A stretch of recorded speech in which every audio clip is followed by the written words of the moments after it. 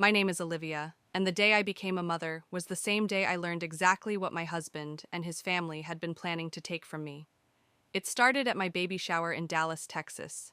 50 people, balloon arches, Chick-fil-A platters, and my mother-in-law, Diane, pointing at my belly with a smile that didn't reach her eyes. Let's be honest, this baby isn't my son's. The backyard went silent. My husband said nothing, but I didn't scream or cry. I smiled, cut the cake, and quietly made one phone call that would flip everything they thought they controlled. Before we continue, kindly comment the city where you are watching from, and make sure you subscribe to the channel so you never miss a new story like this. Now, let's continue. I was standing in the middle of what should have been the happiest day of my pregnancy. The backyard of that rented Highland Park bungalow looked like a Pinterest board come to life. Pink and gold, balloon, arches, framed, the dessert table. Target registry gifts sat stacked near a banner that read, Baby Noah, in glittering letters. My best friend Haley had organized everything down to the monogrammed napkins. 50 women I barely knew sipped mimosas and played games about baby names. Then Diane walked up to me. My mother-in-law wore pearls and a smile that looked warm until you saw her eyes. She held a glass of sweet tea. The chatter around us dimmed as people sensed something shifting. She placed one hand on my shoulder and pointed at my belly with the other. Let's be honest, this baby isn't my son's. The words hung in the air like smoke. Someone dropped a plastic fork. The playlist kept going, but nobody moved. Haley froze mid-photo, her phone still raised. Our pastor's wife suddenly found the ground very interesting. I felt 50 pairs of eyes on me, waiting to see if I'd cry or scream or run. I looked at Jason. My husband stood 10 feet away holding a plate of chicken nuggets. He stared at his shoes. He took another sip of sweet tea. He said absolutely nothing. That's when something inside me cracked. Not broke. Cracked. Like ice on a windshield right before it shatters. I felt my cheeks burn. My hands shook. But I smiled anyway. I walked to the cake table and picked up the knife. Well, let's cut this beautiful cake Haley made, I said. My voice sounded steadier than I felt. The tension broke slightly. A few people laughed nervously. Diane stepped back, satisfied. Jason finally looked up, but still didn't speak. I sliced through the pink and gold frosting, while Haley squeezed my hand under the table. I handed out pieces to guests who suddenly couldn't meet my eyes. I thanked everyone for coming. I posed for photos. I even hugged Diane goodbye. But inside, I was already done. If Jason wouldn't defend me in front of his mother, I'd defend myself. Not with tears, not with yelling, with signatures. By the time the last guest left and the catering crew packed up, I'd already decided what came next. Tonight, I was calling a lawyer, not just any lawyer, the kind who doesn't lose. Would you stay quiet if someone questioned your child in front of everyone you knew? Dallas hadn't always felt like enemy territory. 3 years earlier, I'd packed my entire life into a U-Haul and driven from Columbus, Ohio, to marry Jason. He was charming. He was kind. He made me laugh at a work conference and proposed 6 months later on the Reunion Tower observation deck. I said yes, without hesitation. My dad died 2 months before the wedding. Heart attack at 53. One day he was coaching Little League. The next, he was gone. The life insurance payout was substantial. Dad had been a planner. That money was supposed to be my fresh start, my safety net, my piece of him I could carry forward. Diane swooped in immediately after the funeral. She called herself my second mother and insisted on helping us find a home. She knew a mortgage guy. She had connections at her favorite bank. She walked us through open houses in Plano, pointing out good school districts and safe neighborhoods. When we found the brick starter home with the big backyard, she smiled and said, "This is perfect for you two."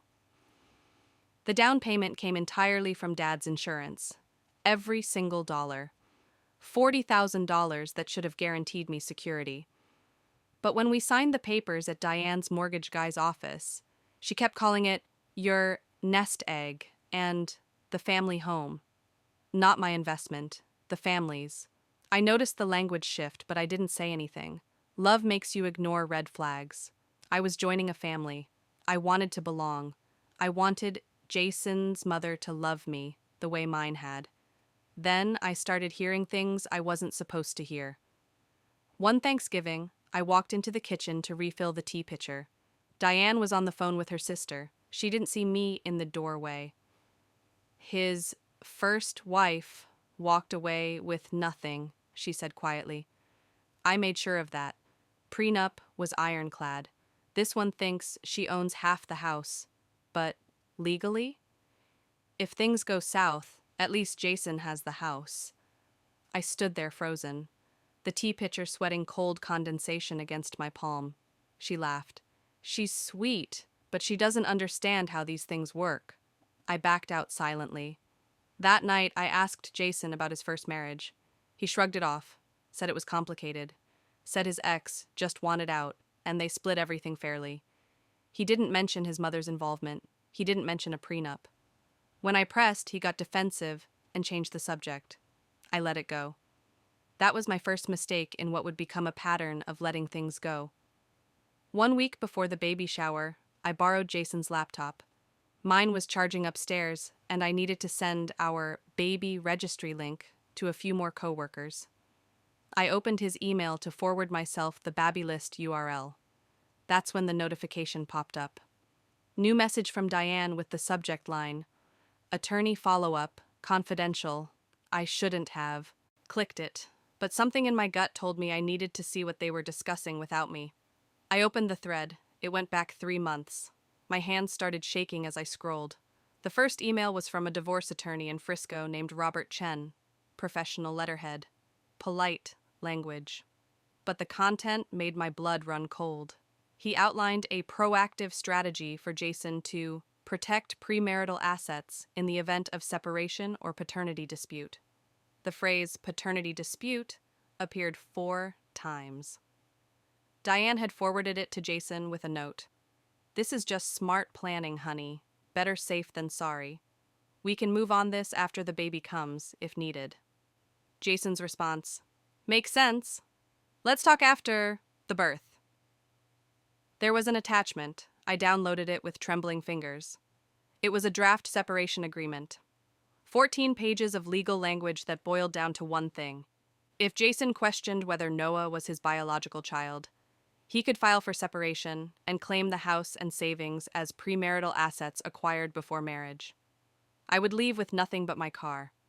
My inheritance, my dad's life insurance money, the $40,000 that bought that house, it would all belong to Jason. Premarital assets, bought entirely with my dead father's money. I read the email chain 3 more times. Diane had researched Texas paternity laws. She'd found case precedents where husbands successfully contested paternity and protected assets during divorce. She'd even included a timeline. Wait until after delivery, suggest DNA test casually, use any hesitation from her as grounds for separation filing. They were planning to call my baby a question mark on paper long before Diane did it out loud at the shower. This wasn't impulse cruelty. This was calculated strategy. And Jason had said yes. He'd agreed to participate. He was going to let his mother weaponize our son's legitimacy to steal what was mine. I closed the laptop carefully. Jason was downstairs watching a Mavericks game. I could hear the announcer's voice and his occasional cheers. He had no idea I'd just seen the blueprint for my destruction. I sat in the dark bedroom with my hands on my belly, feeling Noah kick, and realized something fundamental had shifted. I wasn't married to a partner. I was living with someone who'd let his mother turn our child into leverage. That night, while Jason snored beside me, I locked myself in the bathroom and Googled Best Divorce Attorney Dallas, Texas Aggressive. The top result was Maya Rodriguez. Maya's office was downtown, all glass and steel overlooking I-35 traffic. I called from the bathroom at 2 a.m. She answered on the 3rd ring, voice alert despite the hour. Lawyers, like her, don't really sleep. My mother-in-law's planning to help my husband steal everything I own by questioning if our baby is his, I said without introduction. And I just found the emails proving it. Start from the beginning, Maya said, and send me everything you have. I spent an hour forwarding documents from Jason's email to my personal account, the attorney thread, the draft separation agreement, bank statements showing the house down payment came entirely from my inheritance, mortgage papers with both our names but my money, investment accounts Diane had helped us open that were actually funded by my dad's life insurance. Maya called me back the next afternoon. I was at work at Baylor Scott and White trying to focus on patient charts when my phone buzzed. I stepped outside into the Dallas heat. "Good news, Olivia," she said. Her voice had that crisp confidence of someone who'd won 1,000 battles. "Because the down payment came entirely from your inheritance, Texas law considers that house your separate property. Same with those joint savings accounts if we can prove the funds originated from your inheritance and we move quickly. The fact that your husband's family is already planning to publicly question paternity, that actually helps us build an ironclad postnup." A postnup? Postnuptial agreement, like a prenup but signed after marriage. We draft terms that protect you and the baby if he ever follows through on his mother's plan. If he questions paternity, files for divorce, or attempts to claim your inheritance-funded assets, the agreement automatically transfers everything to your name only. Think of it as insurance against the exact strategy they're planning. "Will he sign it?" Maya laughed. Not mean, just knowing. Men sign things all the time when they don't think they're losing anything. We make it look like standard hospital paperwork, life insurance beneficiary forms, that kind of thing. He'll think he's being a responsible father-to-be. What he'll actually be doing is giving up any future claim to what was always yours anyway. Some people might call this deceptive. These same people probably never had their own family plot to steal their inheritance using their unborn child as a weapon. When someone tries to take everything from you, do you owe them total honesty? Or do you owe yourself survival? I thought about my dad. He'd worked double shifts to save that insurance money. He'd wanted me protected. He'd wanted me safe. And these people were going to use his death as ammunition against me. "Draft it," I told Maya. "Whatever you need me to sign, I'll sign." "One more thing," she said. "We should transfer the house deed entirely into your name through a refinance. Texas lets you do that with separate property. Your husband will need to agree, but we can frame it as a credit score thing or estate planning. Once that's done, even if he tries to claim it later, it's legally untouchable." I felt something shift inside me. Not hope, exactly. Power. For the first time since finding those emails, I wasn't just reacting. I was planning. I was fighting back with the same calculated precision they'd used against me. This is what real storytime revenge looks like. Not yelling, not drama, paperwork and strategy. "How fast can we move?" I asked. 2 weeks if you're serious," Maya said. "Before that baby shower, before he has time to think." I looked down at my belly. Noah kicked. "Let's do it." The next 2 weeks were a blur of secret preparation and forced normalcy. I went to birthing classes with Jason. We registered for bottles at Target. We argued about whether Noah needed the expensive stroller or the budget one. On the surface, we looked like every other couple about to have their first baby. Underneath, I was building a legal fortress. Maya worked fast. The refinance papers came through first. She'd structured them to look like a credit optimization move, something about my individual credit score being higher and qualifying for better interest rates. Jason barely glanced at them. He signed while watching an NFL game on Sunday afternoon, Cowboys versus Eagles, nachos going cold on the coffee table. "You're really nesting, huh?" he said, not looking up from the screen. "All this paperwork." "Just want everything organized before Noah comes," I replied. My pen hovered over the notary line. My hand shook slightly. I thought about backing out. I thought about confronting him about the emails, demanding he stand up to his mother, fighting for our marriage the honest way. Then my phone buzzed. Text from Diane. "Remember what we discussed about after the baby arrives. Stay strong. She'd sent it to Jason, but I saw it, and I knew exactly what they'd discussed. The DNA test, the separation filing, the asset protection strategy. They had a plan. Now I had one, too. I signed.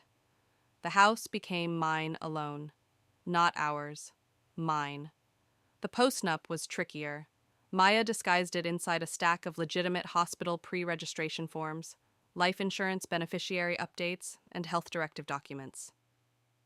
She flagged the signing lines with those little adhesive arrows. The actual postnup clauses were buried on pages 7 and 11, written in dense legal language that looked identical to the medical jargon surrounding them. I brought them home on a Tuesday evening. Jason was making frozen pizza. I set the stack on the kitchen island. Hospital sent all the pre-baby paperwork, I said casually. We both need to sign. They want it back before the delivery.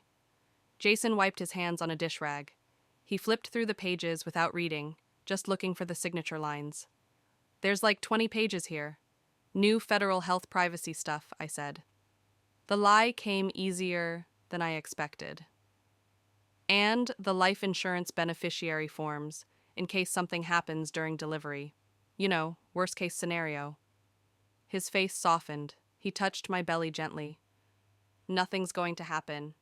You and Noah are going to be fine. For a moment, I almost told him everything. Almost showed him the emails I'd found. Almost asked him why he'd agreed to his mother's plan. Almost gave him one last chance to choose me. But then I remembered him, standing at the baby shower planning meeting, listening to Diane make jokes about hoping the baby looks like Jason, and laughing along. I remembered him saying nothing, while his mother openly speculated about my faithfulness to my best friend. I remembered 3 years of him choosing his mother's feelings over mine every single time. Sign here, here, and here, I said, pointing to the flagged spots. He signed. Every page. He made a joke about my handwriting being neater than his. He asked what was for dinner. He went back to scrolling Instagram while the pizza timer beeped. And just like that, he'd signed away any future claim to the house, the savings, and any assets I'd brought into the marriage or acquired from my inheritance. If he ever questioned Noah's paternity or filed for divorce, the postnup automatically activated. Everything became legally mine, his mother's entire strategy nullified with his own signature. Was I wrong for protecting myself this way? Maybe. But when the people who claim to love you are already planning your destruction, what choice do you really have? The morning of the shower, I woke up with a plan. Not the kind involving cake, flavors, or games. The kind involving power and consequences. I'd spent 2 weeks preparing for this moment. Now I just had to survive it without breaking. Haley picked me up at 10. She'd been buzzing about decorations all week. She had no idea what was coming. Nobody did except Maya, who was on standby in her downtown office, ready to finalize paperwork the moment I gave the signal. The Highland Park bungalow looked perfect. Haley had outdone herself. Balloon arches in pink and gold framed every corner. A Mom Osa bar sat near the gift table with little chalkboard signs. Target registry gifts climbed nearly to the ceiling. Someone had strung a clothesline of gender-neutral onesies across the pergola. It looked like something from a magazine spread. Diane arrived early. She wore white linen and pearls, playing the role of gracious grandmother-to-be. She critiqued the placement of the dessert table. She suggested the playlist was too loud. She made a point of asking me in front of 3 guests whether I was absolutely sure about the due date, with a weird emphasis on absolutely sure that made my skin crawl. DNA tests are so easy now, she said lightly while arranging gift bags. I saw one at Walgreens for $30. Can you imagine? Used to be you had to wait weeks for results. I smiled. Technology is amazing. The shower progressed exactly how these toxic mother-in-law's stories always do. Smiling faces hiding sharp intentions, compliments that felt like questions. Every interaction with Diane was a small test of my loyalty, my honesty, my right to be there. And Jason just participated. He ate chicken nuggets. He laughed at jokes. He took photos. He never once asked his mother to stop. Then came the moment I'd been half expecting and half dreading. Diane asked everyone to gather for a special toast. People formed a circle around us. Haley handed me a glass of sparkling cider. The chatter died down. Diane stepped forward with that smile that never reached her cold eyes. She placed her hand on my shoulder. She looked at my belly. And in front of 50 witnesses, she said it. Let's be honest, this baby isn't my son's. The silence was crushing. Our pastor's wife looked at the floor. Haley's mouth fell open. 3 women I worked with exchanged shocked glances. Everyone waited to see what I'd do. Cry? Scream? Run? I looked at Jason, my husband, the father of my child, the man who'd promised to protect me. He stared at his shoes and took another sip of sweet tea. That's when I understood completely. This wasn't a slip of the tongue. This wasn't even just cruel. This was part of the plan. The public accusation, the witnesses, the documentation of doubt about paternity. They wanted this recorded, whispered about, remembered.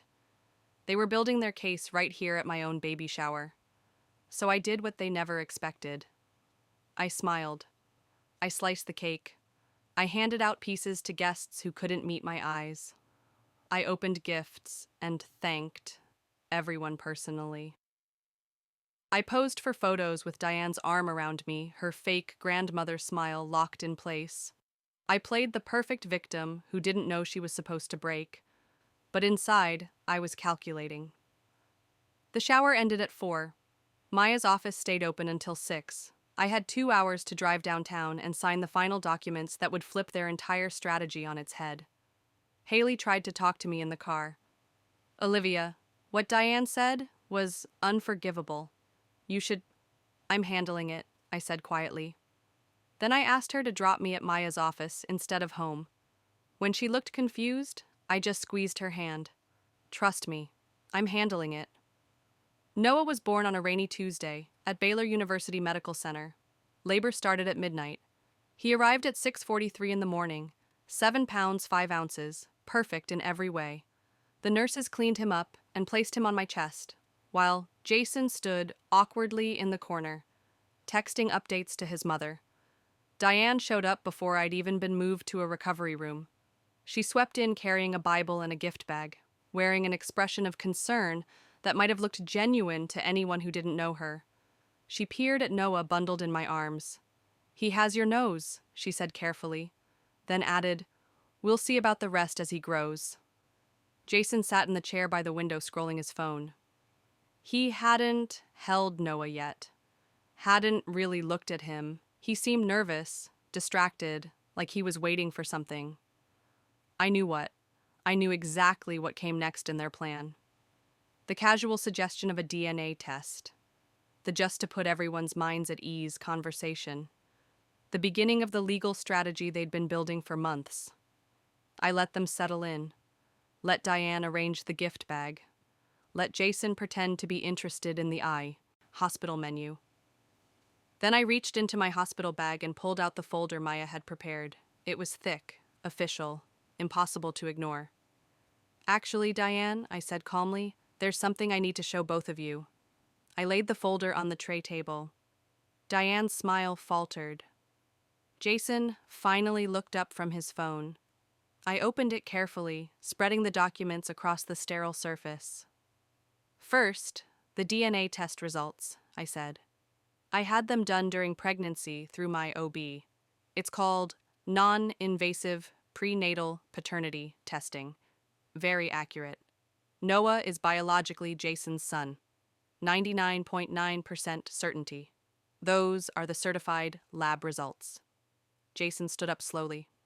You had a DNA test without telling me? The way you had a divorce attorney draft asset protection strategies without telling me, I replied evenly. I found the emails, Jason, all of them, from your mother's lawyer, the plan to question paternity, the separation agreement that would leave me with nothing, my own inheritance used as leverage against me. Diane went pale. Actually pale. The confident Southern hostess mask cracked. We were just being cautious. Protective of Jason's interests. Protective of my dead father's money, you mean? I pulled out the next set of documents. Here's the refinance deed. The house in Plano is in my name only now. Separate property under Texas law because it was purchased entirely with my inheritance. You signed the papers 3 weeks ago, Jason. Remember? During the Cowboys game? His hands were shaking. You said that was for better interest rates. It was for protection, I corrected. Against people who were planning to steal from me. I laid out the final stack. And here's the postnup you signed. Also, 3 weeks ago. Mixed in with those hospital forms you barely looked at.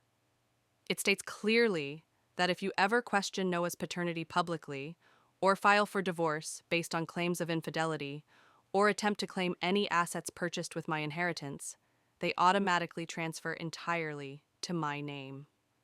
Which they already are, but this makes it ironclad. The room was silent except for machines beeping and rain against the window. Diane tried to speak twice, but no words came out. Jason stared at the documents like they were written in a foreign language.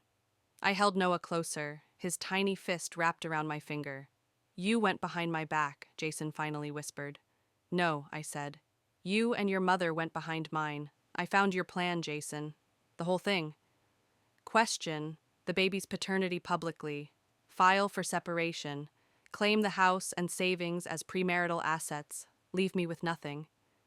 Your mother had it all mapped out with a Frisco attorney. You agreed to it. You were going to use our son as a weapon. I didn't mean, he couldn't finish the sentence. You stood at our baby shower and said nothing while your mother accused me of infidelity in front of 50 people. That wasn't an accident. That was step 1. Public doubt, witnesses, documentation for your legal case. I know how this works now. Your mother made sure of that. Diane found her voice sharp with desperation. This is manipulation. Legal manipulation. No, I said quietly. This is survival. You taught me that the hard way. Maya had warned me this moment would be complicated, that winning wouldn't necessarily feel good. She was right. I looked at Jason, this man I'd loved enough to leave my entire life behind for, and felt nothing but sadness. Not triumph, not even anger anymore, just a deep, tired sadness that it had come to this. Would you forgive someone who planned to destroy you using your own child? 3 months have passed since that hospital room. I'm sitting in the nursery now, the one in the brick house in Plano, with my name on the deed. Noah is asleep in his crib. The monitor on the dresser shows his tiny chest rising and falling. Outside, the neighborhood is quiet. Someone's walking a golden retriever past the house. An Amazon package sits on the doorstep. Normal life, continuing. Jason still lives here. We're in marriage counseling. He's trying. He apologized. He cried. He admitted he was weak and manipulated and wrong. He's cut off contact with Diane, at least for now. She sends texts sometimes that he shows me immediately, proving his loyalty. They're mostly angry or pleading, sometimes both. She's threatened lawyers, though Maya says she has no case. The documents are ironclad. Some days I think we'll make it. Jason is learning what actual partnership looks like. He changes diapers. He does midnight feedings.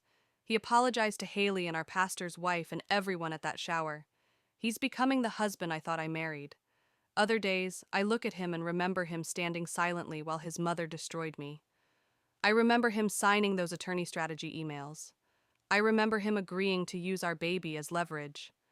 And I wonder if you can ever truly forgive that level of betrayal, or if you just learn to live around it.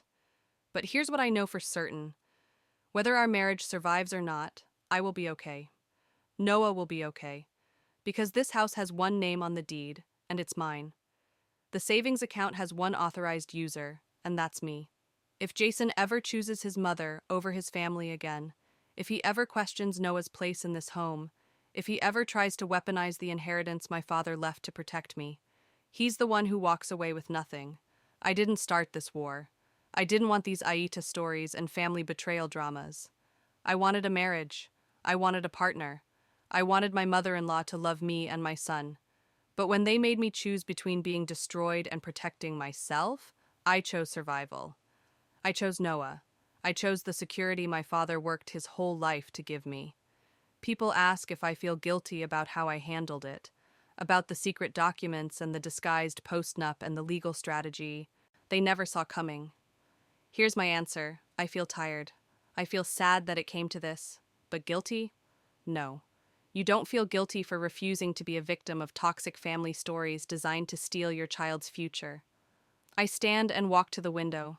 The house is quiet, except for Noah's soft breathing through the monitor. I look at the framed deed hanging in the hallway, my name printed clearly at the top. I think about my dad and hope he'd be proud. I think about Diane's shocked face in that hospital room and feel nothing. I think about Jason trying to rebuild trust and wonder if it's enough. Then I lock the front door for the night. The deadbolt slides home with a solid click. That sound means something different now. It means safety. It means boundaries. It means nobody gets to question whether I belong in my own home. Tomorrow, Jason and I have another counseling session. We'll talk about rebuilding, about trust, about whether loyalty can be learned or if it's something you either have or don't. I don't know what we'll decide. But I know one thing absolutely. Whatever happens, Noah and I will still be here, in this house, under this roof, with my name on the door. I walk back to the nursery and pick up my sleeping son. He makes a small sound and settles against my chest. I whisper the same thing I whisper every night. You never have to prove you belong here. This is your home. Forever. Because that's what this whole thing was really about. Not revenge, though it felt like it sometimes. Not even justice. It was about making sure my son would grow up in a house where nobody could ever question his worth, his legitimacy, his right to exist in peace, where his mother wasn't powerless, where his grandmother's cruelty couldn't reach him. Some people will say I was cold, calculating, that I should have communicated better, or given Jason more chances, or not been so secretive. These are usually people who've never had their family turn their unborn child into a legal weapon. When someone tries to take everything from you while smiling at Sunday dinner, you don't owe them a fair fight. You owe yourself and your child protection. So here's my question for you. If you discovered your spouse and their family were planning to use your baby as leverage to steal your inheritance, what would you do? Would you confront them directly and hope they changed? Would you leave immediately? Or would you do exactly what I did? Protect yourself legally and then reveal the truth when you held all the cards? There's no perfect answer. There's only what you can live with. And I can live with this. My son sleeping peacefully in a home that no one can take from him. My father's legacy protecting his grandchild the way he always wanted. My name on the deed. My hand on the lock. My choice to stop letting other people write my story. That baby shower was 6 months ago now.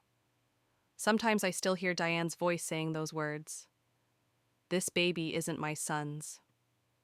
Sometimes I still see Jason staring at his shoes, choosing silence over defending me. But then I look at Noah, who has his father's eyes and my father's stubborn chin, and I remember why I fought back. Not everyone gets a storytime revenge ending. Not everyone gets justice or vindication, or even closure. But everyone deserves a home they can't be forced out of. A place where the door has their name on it, and nobody else gets to decide if they belong. I have that now. We have that now. And whether Jason stays or goes, whether Diane ever apologizes or spends the rest of her life bitter, whether people think I was right or wrong, none of that changes the most important thing. Noah will never wonder if he belongs in his own home. Because his mother made sure of that before he was even born. That's not revenge. That's love. And sometimes, when you're dealing with toxic mother-in-laws and families who weaponize children, love looks like legal documents and locked doors and refusing to be destroyed quietly. So I'll ask one more time. What would you have done? Tell me in the comments. And if this story made you think, if it made you angry or inspired or complicated in your feelings, hit that subscribe button. Because these stories matter. The ones about people who chose themselves, the ones about mothers protecting their children, the ones about inheritance, betrayal, and what happens when you finally stop letting people walk over you. My name is Olivia. This was my baby shower. This was my choice. And this is my house.